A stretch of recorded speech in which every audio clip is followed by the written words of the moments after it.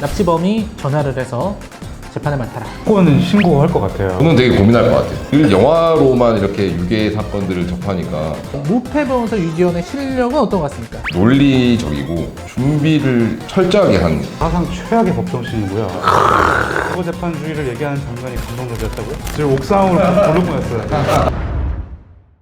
네, 영화를 읽는 새로운 시각, 변호사들의 시선으로 읽어보는 색다른 영화 리뷰. 자, 고소한 영화 읽기의 라이너입니다. 두 분 모셨습니다. 충격의 조합은 이번 주에도 계속된다. 김철구 최종화 변호사님이십니다. 안녕하십니까? 안녕하세요. 두 분이 생각하시기에 뭔가 법정 영화 중에서 가장 완성도가 높았다. 내가 볼 때는 이 법정 영화 최고였어. 일단 최종화 변호사님은 뭔가 기대하고 있는 것 같으니까 김철구 변호사님부터 많이 길어지실 것 같아서 먼저 얘기해보시죠. 저는 개인적으로 법정 영화 중에서는 의뢰인 아, 하정우 나오는? 네 하정우의 그 변호사로서의 역할, 그 행동, 변론 모든 게 완벽하지 않았나. 네, 그렇게 되고 싶다? 저희 원업입니다. 자, 최종화 변호사님 어떠시죠? 많은 분들이 꼽겠지만 저는 어플굿맨이 최고봉이 아닌가라는 생각이 들어요. 네, 어프굿맨이 어떤 영화지 하시는 분들은 거슬러 올라가셔서 5화를 보시면 됩니다. 아, 그렇습니다. 5화. 아, 이분이 나오십니다. 자, 오늘은 사실 법정 스릴러 영화의 정석이라고 할 수 있는 그런 영화인 것 같아요. 여기서도 이제 무패 변호사가 나오는 영화이기도 합니다. 그리고 월드스타 김윤진이 나오는 영화이기도 하죠. 그때는 월드스타였는데 요즘 약간 뜸하지 않나요? 네. 옛날 비도 월드스타였죠. 땅 화려한 조명이. 나를 감싸네. 사실 오늘 소개할 제품은요, 비록 흥행은 좀 아쉬웠던 것 같은데 완성도는 높은 영화라고 저는 생각합니다. 자, 오늘 다룰 영화는 승률 100%를 자랑하는 무패의 변호사 유지연. 냉혈한 변호사인 지연이지만 하나밖에 없는 초등학생 딸 은영이에게는 쩔쩔매는 후보 엄마이기도 합니다. 과중한 업무로 늘 은영이에게 미안한 마음을 품고 있던 지연은 오랜만에 엄마 노릇을 하기 위해 딸의 운동회에 참가하지만 눈 깜짝할 사이에 딸이 납치당하는 사건이 벌어집니다. 유괴된 딸, 걸려오는 전화. 딸을 납치한 범인의 요구 조건은 살인 용의자인 정철진을 변호하여 무죄 판결을 끌어내라는 것. 범인은 단 7일 만에 정철진이 석방되도록 재판을 이끌어가라 요구합니다. 범인의 협박에 굴복해 사건을 맡는 유지연. 문제는 정철진의 정체입니다. 유지연이 만난 정철진은 그야말로 인간 쓰레기였죠. 딸을 구하기 위해서는 살인마 정철진을 변호해야만 합니다. 무패의 변호사 유지연이 펼치는 한바탕 법정 스릴러. 밝혀지는 충격적인 진실. 과연 법무법인 산하의 변호사들은 유지연의 변론을 어떻게 평가할까요? 실제 변호사들의 시선으로 보는 색다른 영화 리뷰. 이번 주 고소한 영화 읽기의 작품은 김윤진 주연의 법정 스릴러 세븐데이즈입니다. 일단 두 분께서 영화를 어떻게 보셨는지 그 감상부터 좀 듣고 싶습니다. 엄마는 위대하다라는 말로 모든 걸 다 설명할 수 있지 않을까. 그렇죠. 주인공이 엄마니까. 네, 어떻게든 그 피고인을 무죄로 만들기 위해서 자기의 몸을 사리지 않고 밤낮으로 뛰어다니면서 그 증거를 수집하는 어머니는 위대하다. 위대하다. 아우, 좋습니다. 이게 07년도 영화로 알고 있는데 네. 저는 이 영화가 되게 재밌었다라고 기억은 하고 있다가 이번에 다시 봤는데 그러면 07년도에 봤으니까 13년에 한 번씩. 예. 뭔가 어색해요 약간. 특히 김민숙 씨 같은 경우에는 무기징역을 받으면 어떡하죠? 아니 그대로 풀려나가면 어쩌죠? 내 딸을 우리 애를 끔찍하게 죽인 그자와 같은 하늘 아래에서 살아가게 되면 어쩌죠? 그분이 신앙송하는 거를 가끔씩 듣는데 저는 신앙송하는 줄 알았어요. 약간 뭔가 약간 연기의 트렌드가 좀 바뀌는 것 같아요. 이 작중에서 그 로커가 나오는데요. 이 로커가 이제 회상씬에서 그 피해자가 김민숙 씨의 딸이죠. 피해자가 그 유학생, 코에 피어싱한 그 유학생을 처음 만난 게 클럽데이 때였다 이런 말을 해요. 근데 혹시 클럽데이 아세요? 저는 알죠. 그러니까 저희 세대 때는 클럽데이를 알거든요. 이거 요즘 분들 아세요? 뭐 홍대 클럽데이 거 말하는 네. 건가? 나도 안 해. 대리님 혹시 아세요? 우리 PD들은 알아요? 모릅니다. 내가 몰랐어야 되는데. 나 클럽데이가 뭔가 했네. 홍대 클럽데이구나. 납치범이 전화를 해서 재판을 맡아라. 안 그러면 너의 딸은 뭐 이런 거죠. 네. 근데 만약에 두 분이 같은 상황이라면 어떻게 하실까요? 일단 최종호 변호사님 같은 경우에 일단 무조건 신고할 것 같아요. 왜냐면은 우리나라 경찰분들이 이런 클래식한 사건 있잖아요. 막 살인, 유괴 이런 것들 정말 잘 잡아요. 막 뉴스에 나온 것 같은 경우에는 진짜 실패한 거의 유일하고 그 극소수의 케이스만 뉴스에 나온 거기 때문에 신뢰도가 굉장히 높으시네요. 아이러브 경찰. 알러브 경찰까지 나왔습니다. 뭔가 방송을 하시면서 되게 이미지를 경찰한테 잘 보여야 돼가지고 이제 검찰에 대해서도 굉장히 우호적이고 뭐 사람이 나중에 무슨 일이 벌어질지 모르니까요. 지난번에도 삼성에 대한 우호적인 아이러브 삼성. 저는 되게 고민할 것 같아요. 그 영화로만 이렇게 유괴 사건들을 접하니까 유괴범의 지시대로 따라가지 않았을까. 나약한 인간이라. 뭔가 그런 소녀 같은 그런 마음. 소녀 감성? 이 두 분이 보실 때 유지연, 무패 변호사 유지연의 실력은 어떤 것 같습니까? 우선 변론하는 장면들을 보면은 논리적이고 준비를 철저하게 한 증거재판주의를 설명하는 장면은 변호사인 제가 봐도 실제 법정에서 저렇게 변론을 하면 어떨까라는 생각을 어떨 것 같아요? 판장이 감동하지 않을까. 역시 소녀 감성. 김철구 변호사의 그런 말에 네. 정면으로 좀 반박을 하려고 하는. 좋아요. 그 재판 과정에서 증거재판주의가 그걸 설파하는 장면이 감동적이었다고 얘기하는데 사상 최악의 법정신이고요. 존재할 수 없고 존재해서도 안 되는 큰일 날 장면 중에 하나예요. 왜냐면 형사소송법 책 두꺼운 책을 판사 앞에다가 턱 내려놓고 그 얘기를 해요. 감히 판사한테. 이미 누가 다 알고 있는 교과서를 감히 판사 앞에 턱 놓으면서 뻔히 아는 증거재판주의를 얘기하는 장면이 감동적이었다고요? 지금 옥상으로 부르고 했어요. 저는 이게 사소한 거에 감동받는 모습은 프로답지 않다고 보여집니다. 후배가 나왔다고 아주 그냥 쥐잡다. 그 영화 초반부 재판 장면에서 네. 이제 김윤진이 그 어떤 스타일이나 어떤 그 제스처나 이런 모습들은 딱 진짜 전형적인 실력 있고 있는 베테랑 변호사 모습 맞아요. 후반부는 뭐 그렇다 치고 책 주는 장면이 굉장히 마음에 들어요. 그건 진짜 말이 안 되는 장면이에요. 예. 마지막에 또 감정에 호소하는 장면. 또 이제 우리나라 영화에 그런 거 빠지면 섭섭하잖아요. 굉장히 섭섭하죠. 네. 김윤진이 뭐 어머니의 마음 뭐 이런 얘기를 해요. 걷다 대고 근데 판사님이 정말 시원하게 거기다가 딱 얘기를 하죠. 그것도 얼굴을 알아볼 수 없을 정도로 처참하게 살해된 딸의 재판을 지켜봐야 하는 어머니의 마음을 모두 헤아릴 순 없지만 최소한 그 마음을 이해하려고 노력하고 있습니다. 그리고 이해하고 있습니다. 변론의 요지를 말씀해 주세요. 이게 맞아요. 원래 모든 재판에서 이렇게 감성주의 이런 변론을 할 경우에 거의 모든 재판장님들은 다 이렇게 제지를 하세요. 그래서 딱 이 부분은 이 영화가 정말 디테일을 잘 살렸다. 고증이 잘 됐다. 그렇게 생각했죠. 우리 소녀 감성의 김철구 변호사님은 어떠셨습니까? 그 장면. 그거는 당연한 장면이라 생각해서. 네. 약간 좀 기가 죽은 것 같은데 옥상으로 끌려갈 것 같아서. 결백의 신의 성과 이 세븐데이즈의 김윤진 비교를 한다면 어땠을까요? 장고를 하시는데? 신혜선이 어떤 그 사실, 어떤 진실을 파헤치고 증거를 수집해가지고 화자가 범인임에도 불구하고 범인이 아닌 것처럼 만들었어요. 재판을 나가리를 시켜버렸죠. 네. 그런데 이 세븐데이즈에서는 김윤진은 김미숙이 이미 파놓은 짜놓은 판에서 재판을 한 거죠. 변호사의 역량을 발휘했다는 측면에서 역시 신혜선 씨가 한 수인 것 같습니다. 누구를 보고 말씀하신 겁니까? 넷플릭스.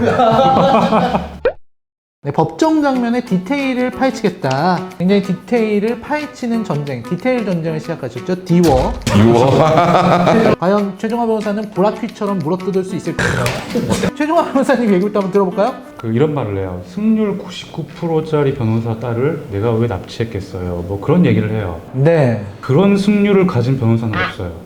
승률이 99%다. 이거는 2일 사건만 맡았다는 건데 성공 보수가 크고 이렇게 그런 중요한 사건들은 다 어려운 사건들이에요. 누가 맡든 간에 이길 수 있는 사건들한테 의뢰인은 큰 돈을 지불하지 않아요. 또 좋은 로펌이고 좋은 변호사일수록 어렵고 큰 사건을 맡기 때문에 그런 사건들에서 다 이기는 건 불가능해요.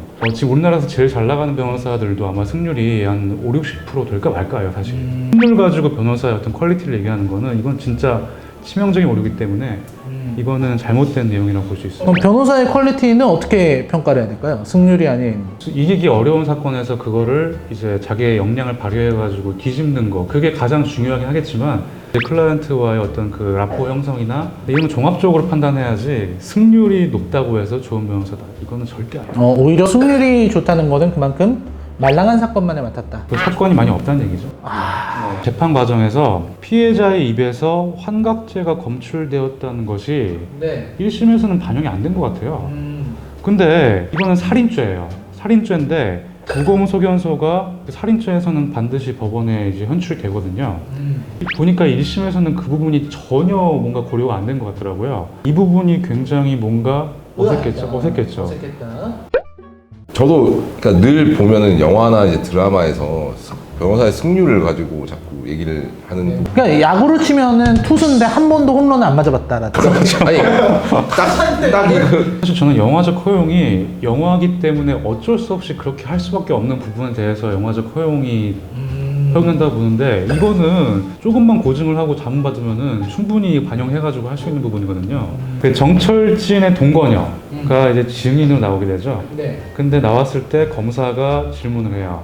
혼인신고를 했냐고 물어보니까 동거녀가 맞다 라고 하는데, 다음에 검사가 뭐라고 하냐면은 그러면 사실혼 관계냐고 물어봐요. 혼인신고를 했으면은 법률혼이거든요. 네. 근데 사실혼 관계냐고 검사가 물어본다는 거는 이거는 말이 안 되는 거라서요. 이게 혹시 그 스킬일 가능성은 없습니까? 전혀 없습니다. 어떻게든 좀 실드를 쳐볼까 했는데. 김윤진은 이 재판에서 위임장을 넣고 변호를 시작한 이후에 이제 증인이 등장한 건데, 갑자기 김윤진 모르게 증인이 채택돼가지고 등장해서 김윤진이 뭔가 당황하는 이런 장면은 존재할 수가 없어요. 스테이크를 먹다가 네. 그 이제 회사 동료한테 추근되는 전화를 한 번 걸었을 뿐인 과장님, 이 사람이 박희순에게 갑자기 제압당하게 되죠. 네. 네, 근데 너무 억울했을 것 같아요. 근데 이분이 실제 그거인 걸로 알고 있는데, 이분이 유괴범 맞아요. 그러니까 실제로 행동한 남자. 자, 당황한 기색이 역력합니다. 왜냐하면 마지막에 정철진을 차로 친 장면에서 운전자도 이분이에요. 이 남자. 더 당황스러운데? 그게 왜냐면 뒤에 가서 박희순이 그 남자를 이렇게 마주치잖아요. 유괴범이랑 싸우는 장면에서 쫓아가서 결국은 봉고차를 놓치는데, 그 장면에서 박희순이 떠올리는 게 그 남자 그때 그 장면을 떠올리는 장면 장면. 떠올라요. 맞아요. 네. 회상을 해요. 회상을 하고 있어요. 그러니까, 맞다는 말씀이신가요? 그렇지 않나요? 아, 진짜요? 네. 그러니까 다 설정이었던 거예요. 그게. 저는 이 영화 별로예요. 갑자기 이제 영화를 까기 시작했습니다. 다음으로 넘어가도 될까요? 부장 검사가 자기는 이제 공천 받아가지고 정치를 할 거라고 이제 말을 해요. 그런데 깡패를 자기가 직접 직고용을 해가지고 변호사를 죽이려고 해요. 이게 너무 무리수고 과도한 설정이 아닌가 싶어요. 여기서 보면 또 이제 처음 맡기는 그 킬러들한테 직접 만나가지고 모든 거를 다 이렇게 주절주절 다 얘기를 해요. 이건 너무 멍청해 보였어요, 사실. 네. 맞아요. 부장 검사가 최 검사한테 사건을 맡으라고 하잖아요. 네. 좀 되게 이상하게 생각했는데, 검찰에서 수사와 공판이 분리되어 있다는 사실을 잘 모르시는 분들도 계실 것 같아요. 수사부에서는 수사를 한 다음에 기소할 만한 사건이다 싶으면 기소를 하게 돼요. 그러면은 그게 공판부로 넘어가게 됩니다. 그럼 공판부에 있는 담당 검사가 배정이 되고, 그럼 공판부 담당 검사가 있는데 그거를 굳이 사건 항소심 진행 중간에 바꾼다? 특별한 일이 없는데 쉽게 가능한 일은 아니라고 보거든요, 저는. 그다음에 이제 박희순 씨가 정신병원에 불을 지르잖아요. 네. 그렇죠. 불을 지르는 건 누가 봐도 제가 어렸을 때 네. 초등학교를 들어가기 전인 것 같습니다. 친구들이랑 놀다가 이렇게 불장난 같은 거 하잖아요. 네. 들에 불이 옮겨 붙었어요. 얼마나 크게 났나요? 그 근처에 풀은 다 타버렸어요. 몇 살 때 그러셨나요? 6살? 그러면은 처벌받지 않습니다. 앞선 방송들에서도 계속 차례 이제 지적이 나온 걸로 알고 있는데, 피고 정철진이라고 얘기를 하거든요. 제가 피고 정철진을 피고 정철진이 장혜진의 아반떼 승용차를 이게 이런 거는 진짜 좀 개선됐으면 좋겠다. 이거는 너무 고증이 안 된 것 같아요, 이거는. 제가 한마디 할게요. 형사 재판에서 제발 피고란 말 쓰지 마세요. 피고인이에요. 부탁드리겠습니다. 꼭 받아들이셔야 됩니다. 들어주세요. 두 분은 정철진 보면서 좀 어떻던가요? 우리 최 A마스 A급 변호사. 사슬 끄은 자. 영화에서는 정말 불량하게 연기 잘한 것 같아요. 이 사람 보면서 어떤 느낌 받았냐면은, 제가 세상에서 가장 무서워하는 유형의 사람이 있어요. 그러니까 잃을 게 없는 사람. 아, 무섭죠. 네. 영화에서 이 배경이 2007년으로 알고 있거든요. 네. 근데 우리나라에서 마지막 사형 집행을 한 게 1997년 12월 30일이에요. 만약에 2007년이기 때문에 사형 선고가 되었어도 집행을 안 하거든요. 계속 감옥에서 있겠죠. 네. 그런 거를 생각하면은 저는 김미숙이 뭐 불태워 죽인 거는 잘한 것 같아요. 저는 글쎄요, 국민의 세금으로 먹여 살리는 게 전 맞나 싶어요. 사형제 찬성론자였죠. 찬성론자죠. 김철구 변호사님은 이 정철진 캐릭터 어떻게 보셨어요? 얼굴만 봤는데 나 살인할 거야라는 그런 느낌? 그런 부분에서 연기를 잘하지 않았나. 자, 그러면 이제 엔딩에 대한 이야기 요걸 좀 해보겠습니다. 김윤진은 무슨 잘못이 있길래 이런 고통을 당한 건지. 그런데 그런 사람한테 김미숙은 제 변호를 맡아줄 수 있냐 이딴 소리를 해요. 이게 정말로 어처구니 없고 말도 안 되는 캐릭터죠. 이미 자기 딸은 죽었는데 그거에 대한 복수를 하기 위해서 남의 딸을. 누군가의 생떼 같은 딸을 유괴해가지고 그 딸 천식 때문에 죽을 수 있었어요. 감형을 못 받지 않을까. 네, 죄질이 너무 안 좋아가지고 본인의 복수를 위해 너무 많은 사람을 희생시키지 않았나. 이 영화 보면서 이제 혹시라도 언급하고 싶었던 부분이 있었다. 저는 이 영화가 되게 잘 만들었다라고 기억을 하고 있었는데 다시 보니까 너무 엉성해요, 뭔가. 그리고 일단 아까 김철구 변호사한테 한 방을 먹어서 옥상은 제가 그러면 안 가도 되는 걸로. 법률 영화를 만들 때 스토리를 구성을 하시는 분들이 보증을 많이 했으면 좋겠어요. 조금만 찾아봐도 아마 변호사분들이 꽤 계실 건데 직무태만이 아닐까 싶을 정도로 거슬리는 부분들이 직무 테마까지 나옵니다. 형사재판에서 피고라고 계속 얘기가 나오는 거는 이 영화뿐만 아니지 않습니까 지금? 그냥 제가 앞으로 그냥 제가 한국 영화 발전을 위해서 제가 공짜로 해드릴게요.